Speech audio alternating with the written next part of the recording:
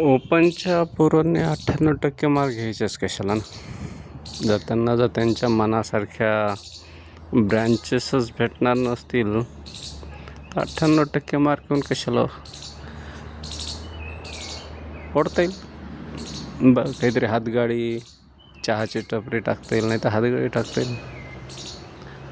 सरकारने असंच मारायचं ठरवलं असेल अभ्यास करणाऱ्या पोराला, त्यांना कोण काय करू शकतं ना. त्यांचे पालक निमूटपणे कुठपर्यंत बघत बसणार.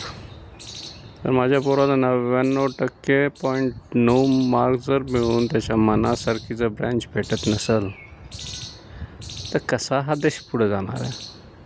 आणि या देशाचं भवितव्य काय, फार अवघड आहे.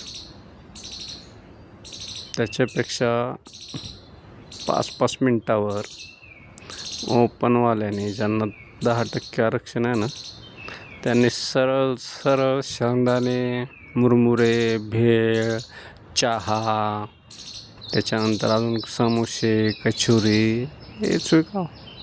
सरकारला आहेत 40-50% वाले, मग ते करतील सरकारचं.